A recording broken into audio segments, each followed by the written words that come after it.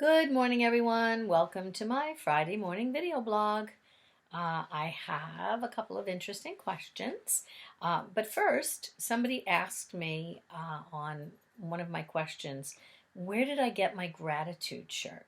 Well, first of all, it said, gratitude is the new black.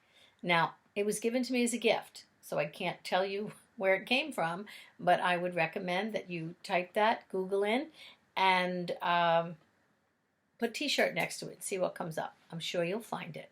It's very thin material that I have. It's beautiful. It's so comfortable. It feels like air when it's on. Okay, so my first question, what does it mean when you think you hear someone call your name and no one is there? This is a very common occurrence. It happens all the time.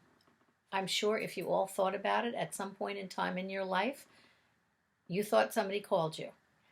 No one was in the house, or someone was in the house and you asked them if they called you and they said, no, I didn't call you.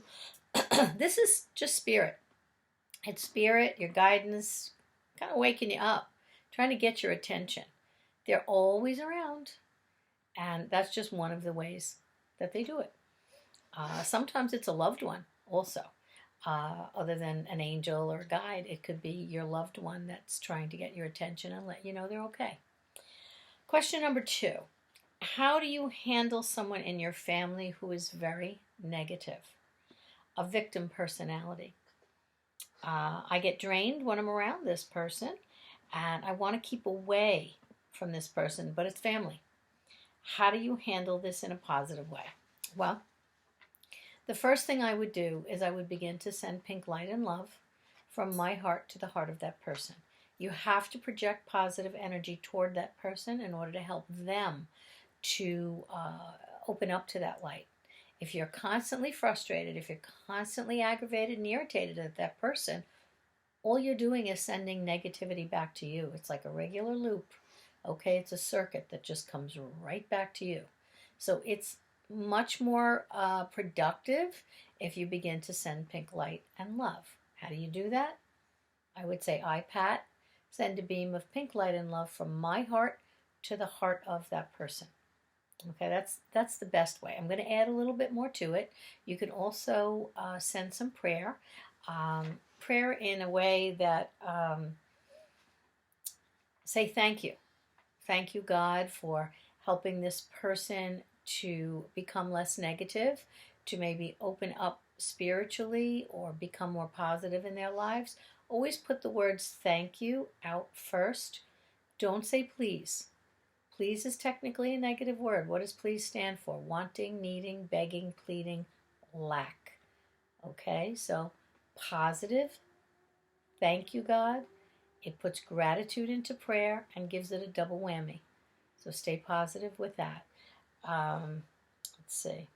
I would say that's honestly the best way to handle it.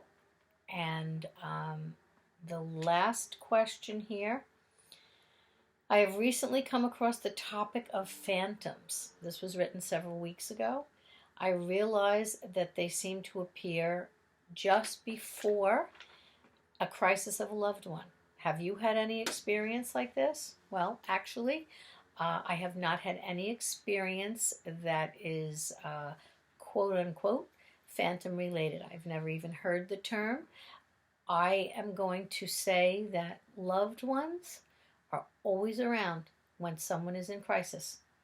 Spirit is always there, right by their side.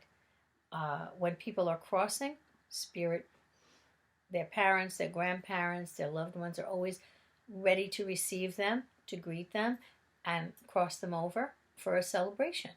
If it's a health crisis, again, they're there in the time of need. Okay, when you're going through a rough patch, your guides are always around, and so are your loved ones. Okay, you can call on them, but you don't have to, because they love you, and that bond of love never dies, and they're always around. But I want to thank you all for tuning in. Please share these videos, and again, hopefully they'll help somebody out. Thank you, and have a fabulous Friday.